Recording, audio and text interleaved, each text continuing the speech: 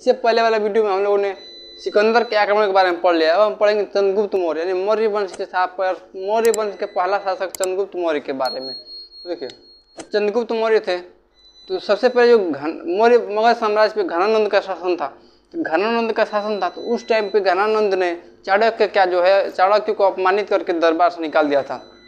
तो चाणक्य ने चंद्रगुप्त मौर्य को शिक्षा दिया और शिक्षा देकर चंद्रगुप्त मौर्य के गुरु जो थे चाणक्य थे। चाणक्य का बचपन मतलब इनको कौटिल्य भी कहा जाता है। तो चंद्रगुप्त मौर्य ने क्या किया था, चंद्रगुप्त मौर्य ने घनानंद की पुत्री जो थी दुर्धरा को फंसा लिया था और दुर्धरा से खुफिया जानकारी लेके और उस पर मगध पे आक्रमण करके घनानंद को पराजित कर दिया। उसके बाद से बना राजा चंद्रगुप्त मौर्य। जब चंद्रगुप्त मौर्य राजा बना और इसकी जो माता थी, माता का नाम था मोरा, मोरा से ही बना है मौर्य। मोरा का अर्थ होता है मौर्य, यानी इसलिए बना चंद्रगुप्त मौर्य, वंश का नाम क्या चंद्रगुप्त मौर्य। तो देखिए जो विशाखा दत्त की पुस्तक है,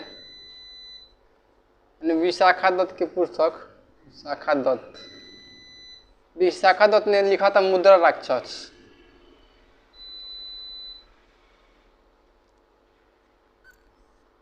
विशाखा दत्त की पुस्तक मुद्रा राक्षस में इसमें लिखे हैं कि जो नंद वंश का पतन कैसे हुआ, कैसे घनानंद पराजित हुआ और कैसे मौर्य वंश का राजा चंद्रगुप्त मौर्य राजा बना, विशाखा दत्त के पुस्तक मुद्रा राक्षस में लिखा गया है। उसके बाद जो चंद्रगुप्त ने घनानंद की पुत्री दुर्धरा को फंसा लिया था, तो यानी चंद्रगुप्त ने दुर्धरा से विवाह कर लिया, यानी इसकी पत्नी जो है दुर्धरा से विवाह कर लिया। सबसे पहली पत्नी जो है दुर्धरा थी, दुर्धरा से विवाह किया चंद्रगुप्त मौर्य ने।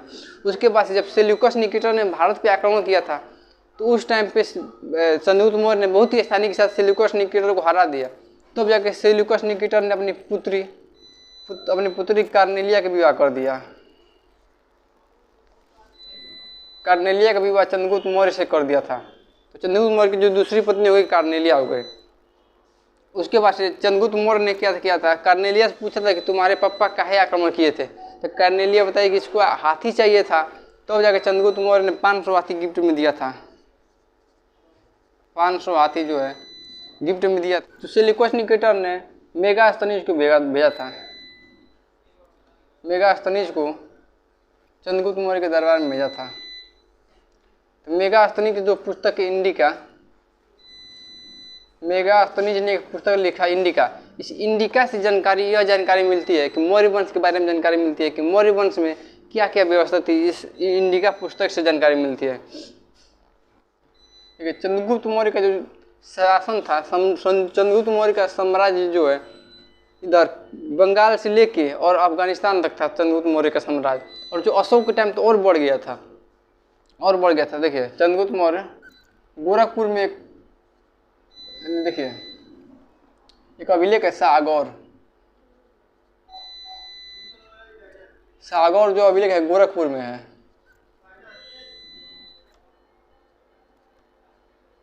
सागर अभिलेख जो है गोरखपुर में, इस अभिलेख में लिखा गया कि जब मौर्य वंश में जब मगध पे आक्रमण, जब अकाल पड़ा था, भारी अकाल पड़ा था, तो उस अकाल में चंद्रगुप्त मौर्य ने कितने अच्छे से काम किए, तो वो लिखा गया है सागर। और ये जो क्वेश्चन है बीपीएससी में पूछा हुआ है, एक बार बीपीएससी में पूछा गया था कि अकाल के दौरान जो चंद्रगुप्त मौर्य के टाइम जब अकाल पड़ा था तो उसकी जानकारी किस अभिलेख से मिलता है, तो जो अभिलेख है सागर अभिलेख से मिलता है जो गोरखपुर में है। जैन ग्रंथ है, जैन ग्रंथ रजावली, इससे यह जानकारी मिलती है कि जो चंद्रगुप्त मौर्य थे भद्रबाहु ने शिक्षा दिया चंद्रगुप्त मौर्य को। भद्रबाहु के साथ चले गए थे कर्नाटक के बेलगोला में। जब मगध पे 12 वर्ष का भीषण अकाल पड़ा था तो उस टाइम पे भद्रबाहु के साथ चले गए थे कर्नाटक के बेलगोला में। और चंद्रगुप्त मौर्य अपना जो शासन है अपने पुत्र बिंदुसार को दे दिया, था। और बिंदुसार को शासन देकर चले गए बेलगोला में और वहीं पे वो महापरिनिर्वाण हो गए, वहीं पे जैन धर्म के अनुसार प्राण त्याग दिए थे। तो उसके बाद देखिए मौर्यवन की जानकारी है, तो इसकी मौर्यवन की ज़्यादातर जानकारी जो चाणक्य की पुस्तक है, ये चाणक्य ने चंद्रगुप्त मौर्य के जो गुरु थे चाणक्य ने पुस्तक लिखा था अर्थशास्त्र।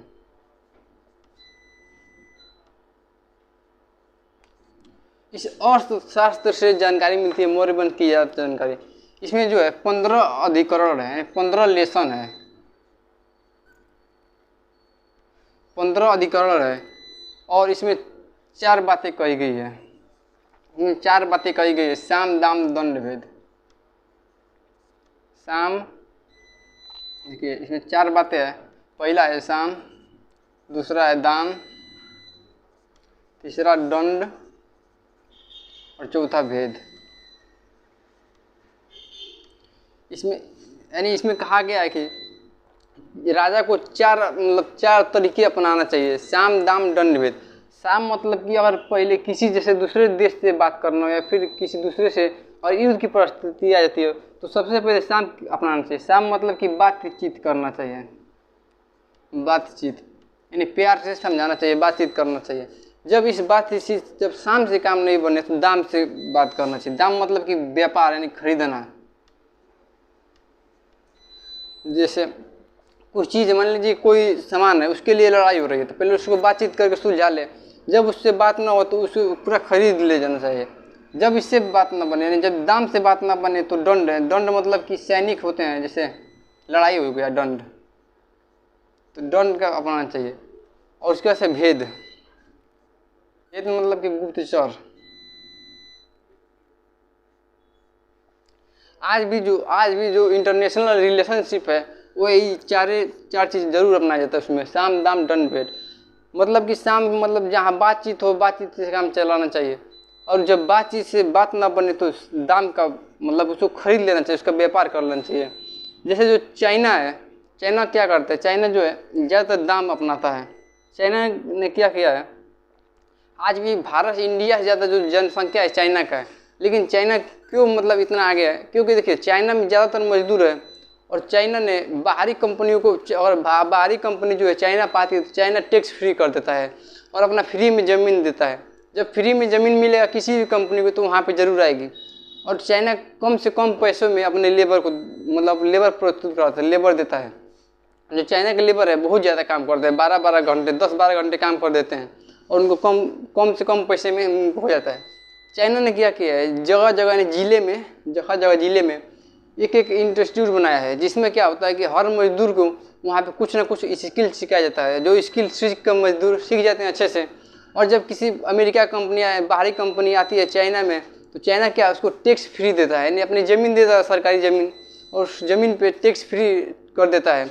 लेकिन देखिए वहीं पे जो भारत है, इंडिया में क्या होता है, इंडिया में कोई बाहरी कंपनी आएगा तो उस पर एक तो ज़्यादातर टैक्स देना पड़ता है। चाइना में जब टैक्स फ्री रहेगा तो ज़्यादातर कंपनी जो है चाइना भाग गई थी उस टाइम। और जैसे टेस्ला जैसे बड़ी बड़ी कंपनी जो चाइना में है, और चाइना ने उसको टैक्स फ्री कर दिया है। और जो चाइना की जो लेबर है, चाइना ने भी कहा है कि अगर लेबर अच्छे से काम ना करे तो उसको आप निकाल दीजिए, फिर दूसरा लेबर ले जाइए।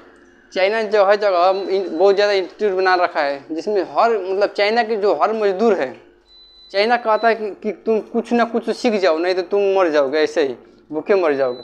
तो चाइना के जो हर मजदूर है छोटे पर से कुछ ना कुछ सीख जाते हैं जरूर, कुछ ना कुछ पेंटिंग, मतलब जितना सारा काम है, हर स्किल यानी हर मजदूर के पास एक जरूर स्किल होना चाहिए। चाइना में वही है कि हर मजदूर के पास एक स्किल है, जिसकी वजह से वहाँ पे बेरोजगार की ज़्यादा संभावना नहीं होती है। और वहाँ पे हर कंपनी जो है चाइना ही भाग के जाती है। इंडिया क्यों नहीं आती, क्योंकि इंडिया में ज़्यादातर 50% उसको लगभग टैक्स देना पड़ जाता है, इसलिए इंडिया में नहीं आती है। देखिए जो राजा को है, राजा के चार चीज़ अपनाना चाहिए, साम दाम दंड भेद। यानी जहाँ बातचीत से काम ना करो तो फिर उसको खरीद लेना चाहिए। जब वहाँ पे उससे काम ना चले तो लड़ाई करना चाहिए, युद्ध करना चाहिए। उसके बाद से जब उससे काम ना बने तो गुप्तचर भेजना चाहिए। उसके बाद से इसमें राजस्व सिद्धांत की बात की गई है। राजस्व सिद्धांत यानी राजा को जो है क्या क्या मजबूत रखना चाहिए। पहले तो राजा हो गया, जैसे राज्य के लिए राजा महत्वपूर्ण हो गया, ठीक। उसके बाद से मंत्री हो गया। पहले राजा हो गया महत्वपूर्ण, उसके बाद मंत्री।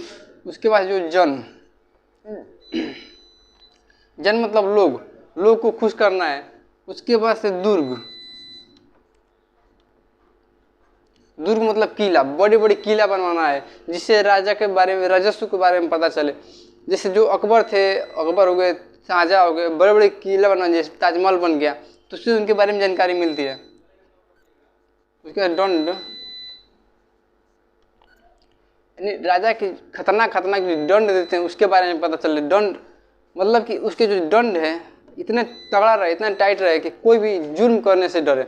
जैसे जो आज सऊदी अरब का, जब सऊदी अरब का जो कानून है इतना खतरनाक है कि वहाँ पे चोरी नहीं होता, क्राइम जो है बहुत कम हो चुका है, क्योंकि जो सऊदी अरब की सरकार है इतनी खतरनाक, मतलब बहुत ही तगड़ा वहाँ के दंड लगा दिया। अगर कोई चोरी करता है तो उसको हाथ काट के, मतलब हाथ काट दिए जाते हैं। लेकिन इंडिया में देखिए, इंडिया में बहुत ज़्यादा क्राइम बढ़ गया है। इसका मतलब कि जो दंड है, इसका जो क्राइम बहुत ज़्यादा बढ़ गया, और दंड जो उतना खतरनाक नहीं है, इसलिए ज़्यादातर क्राइम होता है। लेकिन सऊदी अरब में ऐसा नहीं है। सऊदी अरब में अगर आपका पैसा गिर गया रोड पे तो कोई नहीं उठाएगा, 2 दिन तक 4 दिन तक वैसे ही रहेगा, कोई नहीं उठाएगा। लेकिन जो इंडिया है, इंडिया में मतलब गाड़ी रखो तो गाड़ी चौराहे पे से चोरी हो जाती है। तो इसमें कहा गया है दंड, यानी दंड जो है तगड़ा रखना चाहिए, बहुत ही खतरनाक रखना चाहिए। उसके बाद कोष, कोष मतलब होता है धन, यानी राजा के पास इतना धन होना चाहिए, इतना मतलब राजा के पास बहुत ही धन होना चाहिए। धन जैसे मान लीजिए चाइना हो गया, चाइना के पास मतलब इतना धन है, चाइना के पास बहुत ज़्यादा पैसा है। चाइना हर देश को, मतलब देश को क्या करता है, पहले कर्जा देता है। जैसे पाकिस्तान को चाइना ने इतना कर्जा दे दिया कि पाकिस्तान पूरे तरह से कर्जे में डूब चुका है। पर जैसे दूसरे देशों को चाइना क्या करता है, कर्जा देता है, उसको कहता है कि और ज़रूरत है तो और ले लो कर्जा, और खूब ज़्यादा कर्जा दे देता है। उसके बाद कहता है कि मेरा कर्जा दो वापस। जब वो देश कर्जा नहीं दे पाता है, चाइना क्या करता है, उसके देश पे कब्जा कर लेता है, उसको देश के छोटे छोटे क्षेत्र पे अधिकार कर लेता है। उसके बाद है मित्र। नहीं, राजा के पास ऐसे मित्र होना चाहिए जो मुसीबत में काम दे। जैसे जब परमाणु परीक्षण हुआ था, भारत के परमाणु परीक्षण हुआ था, उस टाइम पे क्या हुआ कि अमेरिका ने भारत पे रोक लगा दिया था, कुछ भी व्यापार करने से रोक लगा दिया था। तो उस टाइम पे हमारे NRI, जो NRI मतलब होता है नॉन रेसिडेंटल इंडिया, तो उसमें क्या होता है, जो भारत के लोग होते हैं विदेशों में जाके काम करते हैं, वो खड़े पुष्ट, जैसे मान लीजिए आजकल जो विदेशों में जाके काम कर रहे हैं 50,000 60,000 मिल रहा है, तो पूरा का पूरा पैसा जो इंडिया में भेज दे रहे हैं। उस टाइम पे 50 लाख लोग जो थे भारत के बाहर काम कर रहे थे, और उस टाइम पे 50 लाख लोगों ने जो है भारत की इकोनॉमी को संभाल कर रखा था, क्योंकि पूरा पैसा जो इंडिया भेज देते थे, जिससे भारत की GDP जो है बहुत मतलब डूबी नहीं ज़्यादातर। उस टाइम पे भारत की अर्थव्यवस्था सबसे कमज़ोर हो चुकी थी, भारत के पास मात्र कुछ दिन के ही पैसा बचता था। लेकिन जो NRI वाले लोग हैं, NRI लोग, उन्हीं लोगों ने संभाला था भारत की अर्थव्यवस्था। और इसमें कहा गया है जो राजा के राजस्व में 7वां है मित्र, यानी मित्र ऐसा होना चाहिए जो काम दे। जैसे जब अमेरिका ने पाकिस्तान ने अमेरिका का साथ दिया था, लेकिन जो भारत का मदद किया रूस ने किया था। देखिए अमेरिका इधर से आ रहा था इधर से भारत पे आक्रमण करने के लिए। जब अमेरिका भारत पे आक्रमण करने के लिए आया था, क्या लेके आ रहा था अमेरिका 7वां बेड़ा लेके आ रहा था भारत पे लड़ने के लिए। लेकिन उस टाइम रूस से मदद मांगा गया, तो रूस जो है 40वां बेड़ा लेके चला आया। यानी अमेरिका 7 लड़ाकू जहाज लेकर आ रहा था, लेकिन रूस जो है 40 लड़ाकू जहाज लेके चला आया। तो अमेरिका डर के पीछे हट गया, अमेरिका ने भारत पे हमला नहीं किया, क्योंकि उस टाइम हमारे जो रूस था, यानी रूस जो था वो उस टाइम रूस का मित्र अच्छा था। यानी इसमें कहा गया है कि मित्र अच्छे बनाए जो मुसीबत में काम दे। जैसे उस टाइम पे रूस ने हम लोग को काम दिया था, रूस जो काम आया था, हम लोगों ने उससे पहले भी इंडिया के लोग, मतलब इंडिया जो है उससे पहले रूस का मदद किया था। जब श्रीलंका पे अमेरिका ने आके अपना हवाई अड्डा बना लिया, सैन्य अड्डा बना लिया था, उस टाइम पे जो रूस की मदद हम भारत ने किया था। तभी भी तब जाके भारत का मदद जो है रूस ने किया था 40वां बेड़ा भेज के, जिसकी वजह से भारत पे हमला करने से बचे। आई होप दोस्तों कि आप लोगों को चंद्रगुप्त मौर्य के बारे में समझ में आ गया होगा कि इसमें कहा गया है इसमें राजस्व सिद्धांत दिया गया है। राजस्व, एक राजा के पास क्या क्या होना चाहिए, राजा के पास खुद राजा होना चाहिए, राजा के पास राजत्व होगा, उसके पास मंत्री होना चाहिए, उसके पास जनता होना चाहिए, राजा के पास किला होना चाहिए, बड़े बड़े किला होना चाहिए, तभी तो उसका राजा के महत्व पता चलेगा। उसके पास दंड, मतलब कि उसका जो दंड है बहुत ही तगड़ा होना चाहिए, धन होना चाहिए, पैसा होना चाहिए, मित्र होने चाहिए, यानी ऐसे मित्र होने चाहिए जो मुसीबत पे काम दे। क्या था, अपने पुत्र बिंदुसार को अपना राजपाट देके चला गया बेलगोला में, अपने प्राण त्याग दिए। तो उसके बाद से राजा बनेगा बिंदुसार। तो अब हम लोग नेक्स्ट वीडियो में पढ़ेंगे बिंदुसार के बारे में और अशोक के बारे में।